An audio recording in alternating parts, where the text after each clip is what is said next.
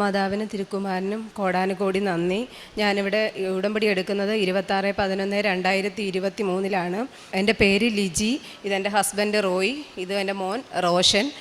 എൻ്റെ ഹസ്ബൻഡിനെ മദ്യപാനം നിർത്തി ആത്മീയമായി വളരുവാൻ വേണ്ടിയിട്ടായിരുന്നു ഞാനിവിടെ വന്ന് ഉടമ്പടി എടുത്തത്. പിന്നെ എൻ്റെ ജോലി നഷ്ടപ്പെട്ടിരുന്നു.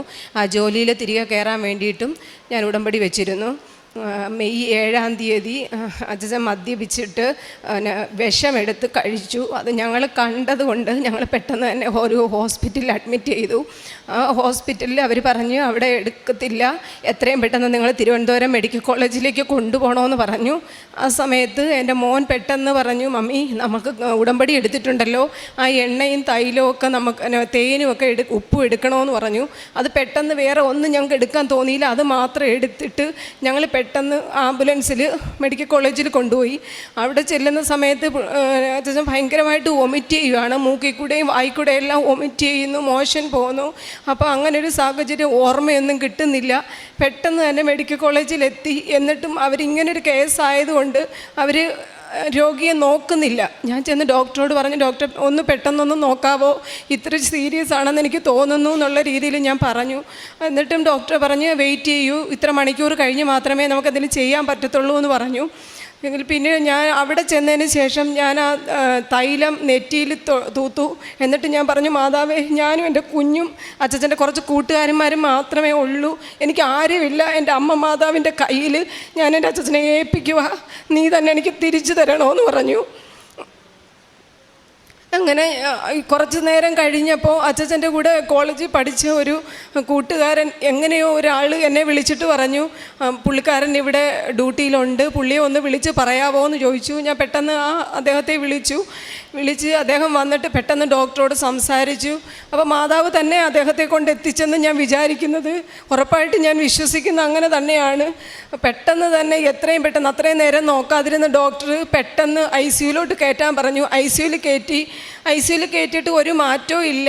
ഡോക്ടർ പുറത്തിറങ്ങി വന്ന് പറഞ്ഞു, അപകടനില തരണം ചെയ്തിട്ടില്ല, ലിവറിനെ ബാധിച്ചിട്ടുണ്ട്, തലച്ചോറിനെ ബാധിച്ചിട്ടുണ്ട്, ഇൻഫെക്ഷൻ കംപ്ലീറ്റ് ആയിട്ടുണ്ട്, മരുന്നിനൊന്നും പ്രതികരിക്കുന്നില്ല എന്ന് പറഞ്ഞു. മൂക്കിൽ കൂടെ ട്യൂബ് ഇട്ടു. ഭയങ്കരമായ വെപ്രാളം കാണിക്കുകയാണ്. കയ്യും കാലും ഒക്കെ കെട്ടിയിട്ട് എനിക്ക് കാണാൻ പറ്റാത്തൊരവസ്ഥയിലായിരുന്നു. കുറച്ച് സമയം കഴിഞ്ഞപ്പോൾ കൂട്ടുകാരെല്ലാം തിരിച്ചു പോയി. ഞാനും അച്ഛൻ്റെ ഒരു അനിയനും മാത്രമായി അവിടെ മെഡിക്കൽ കോളേജിൽ. നിങ്ങൾക്കറിയാം, ഒരു സ്ത്രീ ഒറ്റയ്ക്ക് നിൽക്കുമ്പോൾ വളരെയേറെ ബുദ്ധിമുട്ടുകളുണ്ട്. അവർ മരുന്ന് വാങ്ങാനും എല്ലാത്തിനും പുറത്ത് പറഞ്ഞു വിടും നമ്മളെ. ഇങ്ങനൊരു കേസ് ആയതുകൊണ്ട് തന്നെ ഒരുപാട് പൈസ വേണം മരുന്നുകൾക്കൊക്കെ. അപ്പോൾ എൻ്റെ കയ്യിൽ ഒരു രൂപ പോലും ഇല്ല. ആകെ 500 രൂപയും കൊണ്ടാണ് ഞാൻ അച്ഛനെ കൊണ്ട് പോകുന്നത്. അപ്പോൾ ആംബുലൻസുകാരൻ പറഞ്ഞു, എത്രയും പെട്ടെന്ന് എനിക്ക് പൈസ തരണം, എനിക്ക് തിരിച്ചു പോകണമെന്ന് പറഞ്ഞു. ആ 3500 രൂപ കൊടുക്കാൻ എനിക്കില്ലാതെ ഞാൻ മാതാവിനോട് പറഞ്ഞു, മാതാവേ, എനിക്ക് എന്തോ ചെയ്യണമെന്ന് അറിഞ്ഞൂടാ എന്ന് പറഞ്ഞ് ഞാൻ കരഞ്ഞു.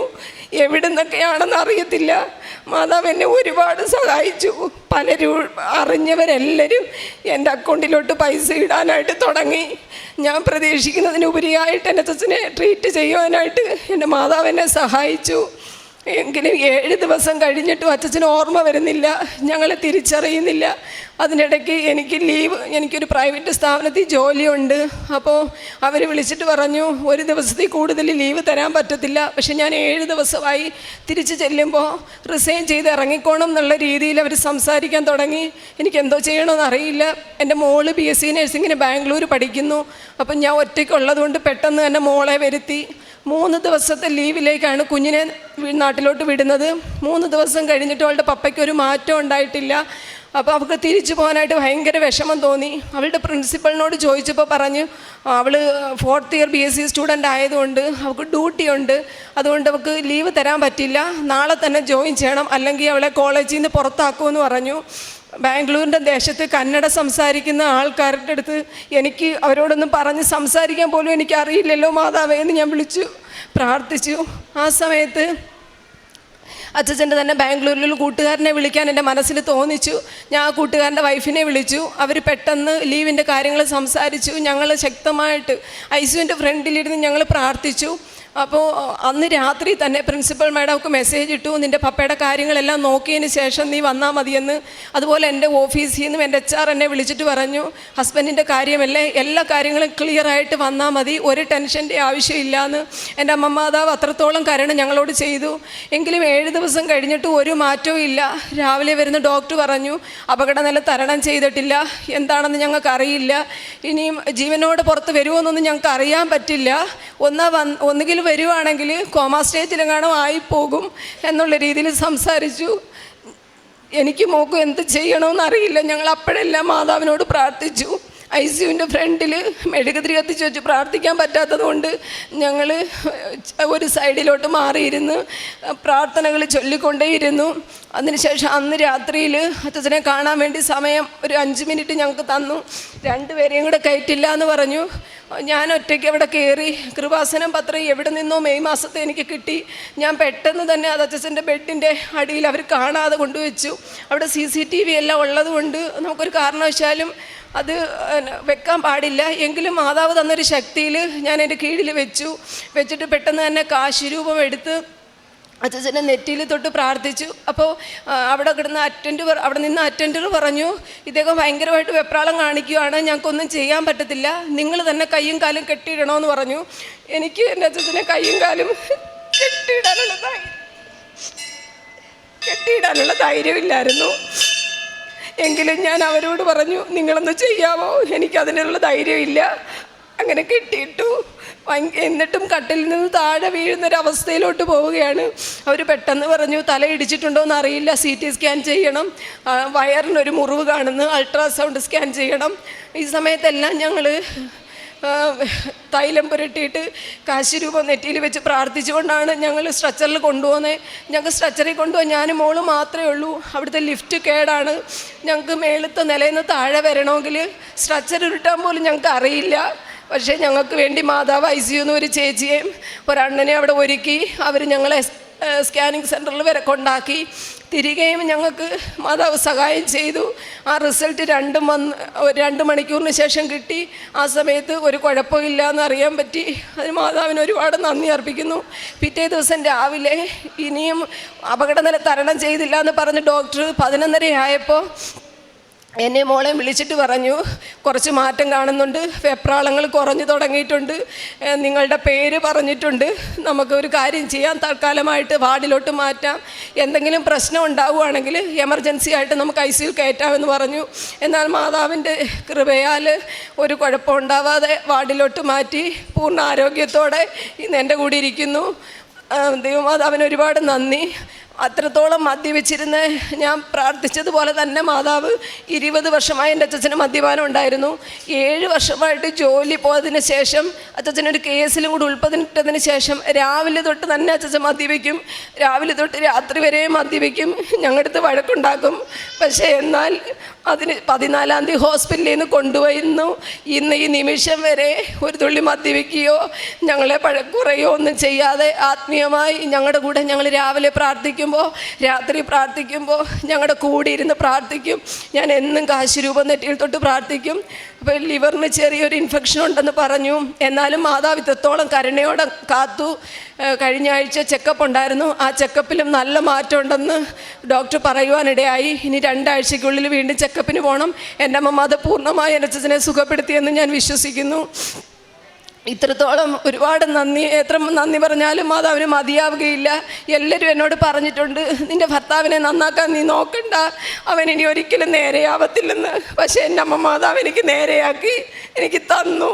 എനിക്കും എൻ്റെ കുഞ്ഞുങ്ങൾക്കും ഇത്രത്തോളം അനുഗ്രഹം തന്ന മാതാവിന് കോടാനുകോടി നന്ദി അർപ്പിക്കുന്നു. അതുപോലെ എൻ്റെ ജോലി പോയതിന് ശേഷം ഞാൻ ഒരുപാട് പ്രൈവറ്റ് ഫേമുകളിൽ എൻ്റെ ബയോഡേറ്റ കൊടുത്തു. അപ്പോൾ എനിക്ക് ഏജ് 40 ആയതുകൊണ്ട് തന്നെ എന്നെ എങ്ങും ജോലിക്ക് എടുക്കത്തില്ല. എല്ലായിടത്തും ഇൻ്റർവ്യൂ കഴിയും. ഇൻ്റർവ്യൂ കഴിഞ്ഞതിന് ശേഷം നാളെ വിളിക്കാമെന്ന് പറയുന്നവർ പോലും എന്നെ വിളിക്കാതെയായി. അവസാനം ഞാനൊരു ദിവസം എല്ലാ ബുധനാഴ്ചയും വെള്ളിയാഴ്ചയും ഞാൻ ഫാസ്റ്റിംഗ് എടുക്കാറുണ്ട്. ഉടമ്പടി പ്രാർത്ഥനകൾ കൃത്യമായിട്ട് പ്രാർത്ഥിക്കാറുണ്ട്. ഒരു ദിവസം ഞാൻ ഫുൾ ഡേ ഫാസ്റ്റിംഗ് എടുത്തിട്ട് ഞാൻ പറഞ്ഞു, മാതാവേ, ഇന്ന് ഞാൻ രാത്രിയിൽ ഫുഡ് കഴിക്കണമെങ്കിൽ ഞാൻ ഇൻ്റർവ്യൂ അറ്റൻഡ് ചെയ്ത ഏതെങ്കിലും സ്ഥാപനത്തിൽ നിന്ന് എന്നെ വിളിക്കണം. മാതാവ് തന്നതാണെന്ന് എനിക്ക് വിശ്വസിക്കണമെങ്കിൽ മാതാവ് എനിക്കൊരു അടയാളം തരണം. എന്നെ ഇങ്ങോട്ട് വിളിക്കണം. ഞാൻ ഒരു സ്ഥാപനത്തിലോട്ടും അങ്ങോട്ട് വിളിക്കില്ല. ഞാൻ വിളിച്ച് മടുത്തു എന്ന് പറഞ്ഞു. ഞാൻ ഉച്ചവരെ ഫുഡ് കഴിച്ചില്ല. 3 മണിക്ക് ഞാൻ 3:30-4 മണിയായിട്ട് ഞാൻ ഫുഡ് കഴിച്ചില്ല.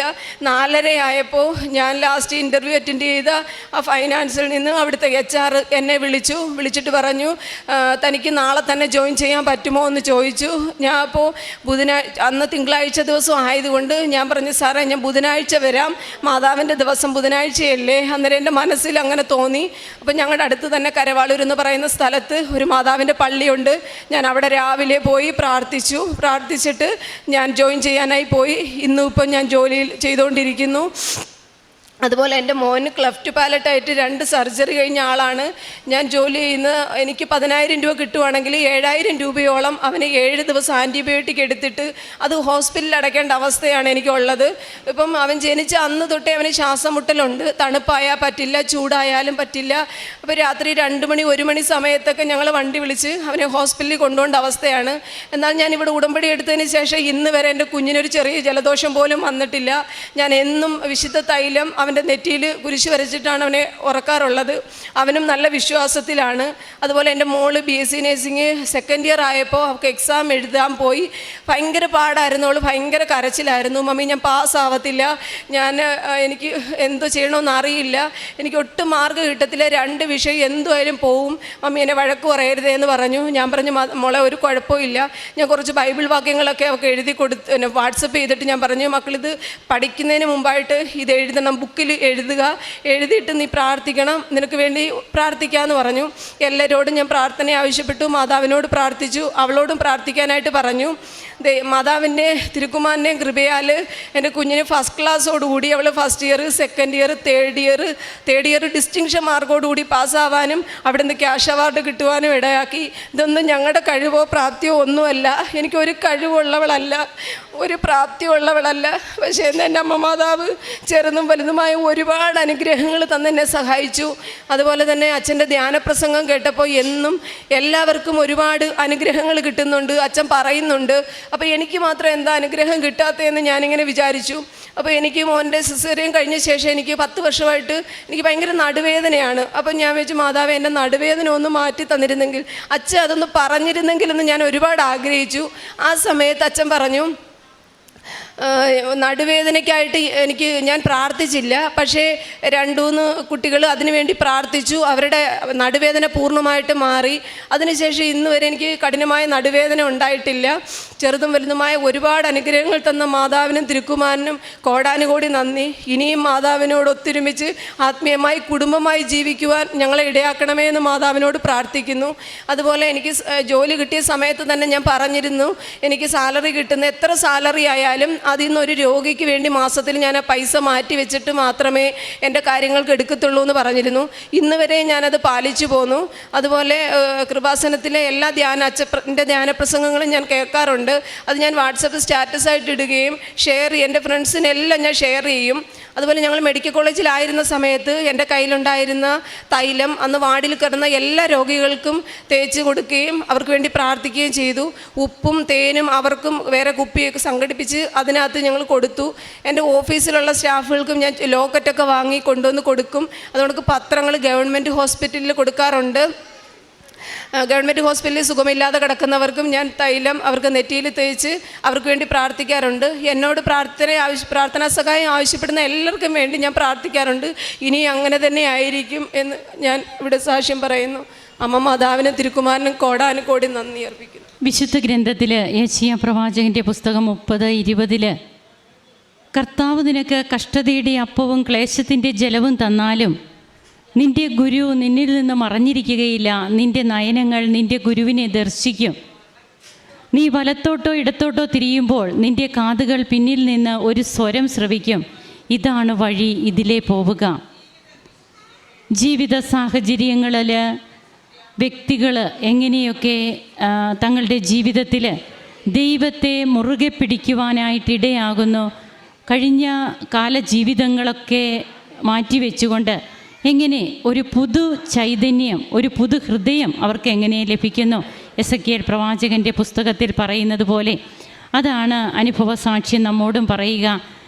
മരണകരമായ അപകടങ്ങളിൽ നിന്ന് തൻ്റെ ഹസ്ബൻഡിനെ തനിക്ക് തിരിച്ചു കിട്ടിയതും അപ്പോഴുണ്ടായിരുന്ന സാമ്പത്തികമായിട്ടുള്ള ബുദ്ധിമുട്ടുകൾ, ഇതൊക്കെ കൂടെ നിന്ന് നമുക്ക് വേണ്ടി ചെയ്യുവാൻ ഈ സ്വർഗത്തിലെ അമ്മയല്ലാതെ ഭൂമിയിൽ നമുക്ക് ആരാണുള്ളത്? ഈ അമ്മ പറഞ്ഞിട്ടല്ലേ ഓരോ വ്യക്തികളെയും അമ്മയല്ലേ അക്കൗണ്ടിലേക്ക് പൈസ ഇടുവാൻ? ഓരോന്നും നാം കേട്ടതാണ്. അതൊക്കെ ആരാണ് ചെയ്യിക്കുക നമുക്ക് വേണ്ടിയിട്ട്? അതുകൊണ്ടാണ് നിൻ്റെ കാതുകൾ പിന്നിൽ നിന്ന് ഒരു സ്വരം ശ്രവിക്കുമെന്ന് തിരുവചനം പറയുക.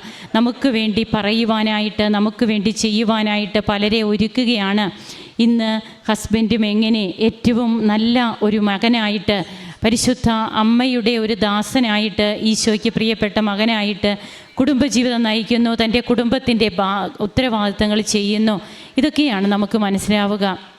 നമുക്ക് തൻ്റെ വരുമാനത്തിലും ഒക്കെ ഉള്ളതിൽ നിന്ന് കൊടുക്കുക, അതൊക്കെ എങ്ങനെ കൃത്യമായിട്ട് ചെയ്യുവാനായിട്ട് ഈ മകൾക്ക് ബോധ്യം ലഭിക്കുന്നു. തൻ്റെ ജോലി, ഇതൊക്കെ തനിക്ക് എങ്ങനെയാണ് തിരികെ ലഭിച്ചത്? അങ്ങനെ നാമും ഇൻവെസ്റ്റ് ചെയ്യണം. ഇൻവെസ്റ്റ് ചെയ്യുമ്പോഴേ നമുക്ക് ചോദിക്കാനായിട്ട് പറ്റുകയുള്ളൂ. നാം ഒന്നും ചെയ്യാതെ നാം നിഷ്ക്രിയരായിട്ട് നിന്ന് എൻ്റെ ജീവിതത്തിൽ ഞാൻ ഉടമ്പടി എടുത്തതല്ലേ, ഇതൊക്കെ എനിക്ക് കിട്ടണം എന്ന് പറയുവാൻ നാം ആരാണ്? നാം ഇൻവെസ്റ്റ് ചെയ്ത് നമുക്കും നമ്മുടെ ഭാഗത്ത് നിന്ന് സാക്രിഫൈസ് ഉണ്ടാകണം. അപ്പോഴാണ് നമുക്ക് ഈശോയോട് മനം തുറന്ന്, ഹൃദയം തുറന്ന് ചോദിക്കാൻ പറ്റുക. അങ്ങനെ ചോദിച്ചിട്ട് നമുക്ക് കിട്ടുന്നില്ല എന്നാണ് നാം ചിന്തിക്കുന്നതെങ്കിൽ നാം ചോദിക്കേണ്ടത് ചോദിക്കാഞ്ഞിട്ടാണ്. ദൈവത്തിൻ്റെ ഇഷ്ടം നിറവേറുവാനായിട്ട് നാം പിന്നീട് പറയുക. അതിനു വേണ്ടിയിട്ടാകട്ടെ നമ്മുടെ ശിഷ്ടജീവിതം കരങ്ങളടിച്ച് ഈശോയ്ക്കും അമ്മയ്ക്കും നന്ദി പറയാം, ദൈവത്തെ ആരാധിക്കാം, മഹത്വപ്പെടുത്താം.